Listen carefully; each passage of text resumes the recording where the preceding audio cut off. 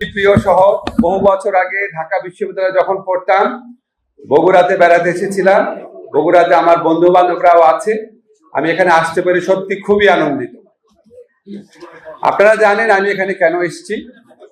আমরা এসেছি গণভোটের কথা বলতে। তার আগে আপনাদেরকে একটা জিনিস জিজ্ঞেস করি, আপনারা এখানে যারা উপস্থিত আছেন, আপনারা ফ্যাসিস্ট শাসন আমলে আপনারা কি ভোট দিতে পেরেছিলেন? পারেন নাই। এই বেদনা অত্যন্ত দৃঢ়ভাবে আমাদের অনেক মনে আছে।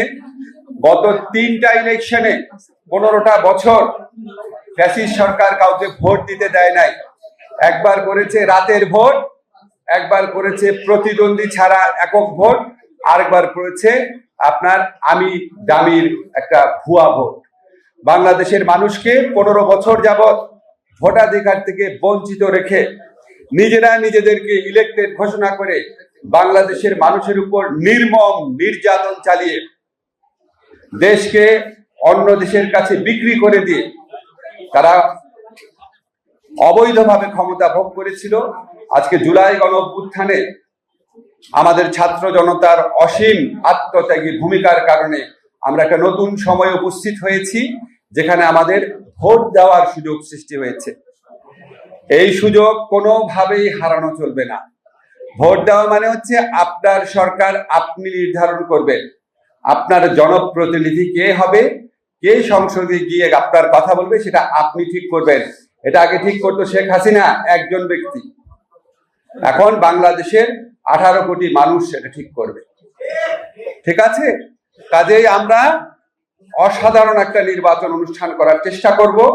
আমরা জাতীয় সংসদ নির্বাচনে যেই প্রার্থীকে আমাদের মনে চায়, যাকে ইচ্ছা আমরা ভোট দিব, কিন্তু আমরা ভোট দেওয়ার সময় খেয়াল রাখবো অন্যকে আমরা ডিস্টার্ব করব না, অন্যের ভোট দেওয়ার অধিকারকে কোনোভাবেই ক্ষুণ্ণ করব না।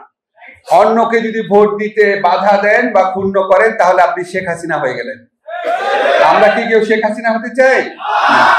কাজে আমরা সবার ভোটাধিকারও উন্মুক্ত রাখবো।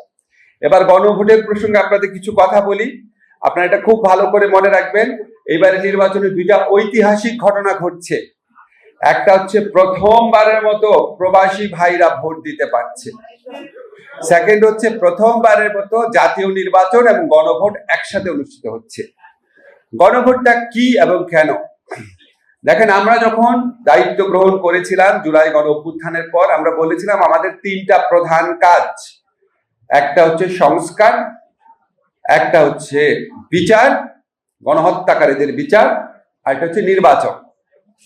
এখন সংস্কার মানে কি? সংস্কার মানে হচ্ছে এমন একটা সিস্টেম দেশের মধ্যে ছিল, যেই সিস্টেমের মাধ্যমে আয়নাঘর সৃষ্টি করা যেত, বিচার বহির্ভূত হত্যাকাণ্ড করা যেত, গুম করা যেত, মিথ্যা হয়রানিমূলক গায়েবী মামলা প্রদান করা যেত, দিনের পর দিন বিচার না করে জেলে আটকে রাখা যেত, জেলে রেখে মারা যেত। এবং আমাদের যে বড় বড় যারা নেত্রী আছে, আপনারা জানেন বেগম খালেদা জিয়াকে পর্যন্ত ভুল চিকিৎসা করে মৃত্যুর দিকে ঠেলে দেওয়া হয়েছিল।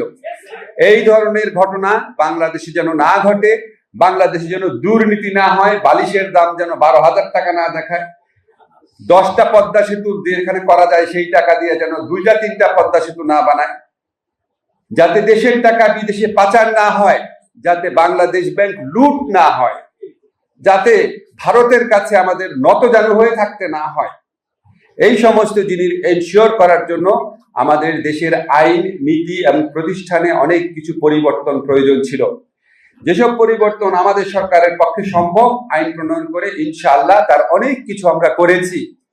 আপনারা জানেন বিচার বিভাগ স্বাধীনতার লক্ষ্যে অনেক পদক্ষেপ নেওয়া হয়েছে, স্বাধীন হিউম্যান রাইটস কমিশন তৈরি করা হচ্ছে।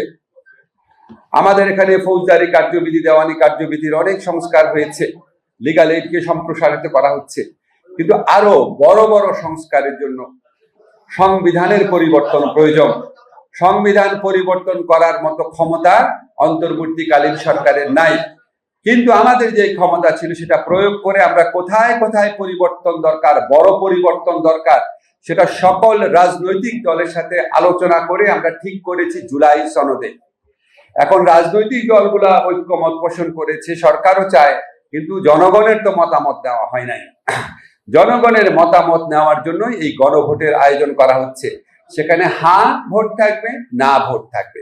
মূল কথা হচ্ছে আপনি যদি চান এই দেশ থেকে বৈষম্য দূর হোক, নিপীড়ন দূর হোক, অবিচার দূর হোক, দুর্নীতি দূর হোক, তাহলে আপনি হা ভোট দিবেন। আপনি এগুলি দূর হোক চান, তাহলে আপনি হা ভোট দিবেন।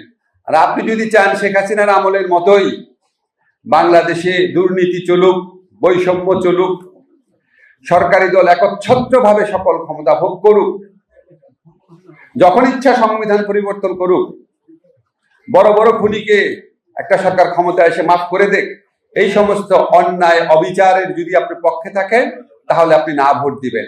আমরা কি অন্যায় অবিচারের পক্ষে?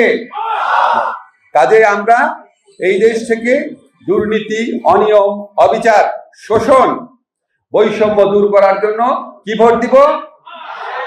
আবার জোরে বলেন, ভোট দিব।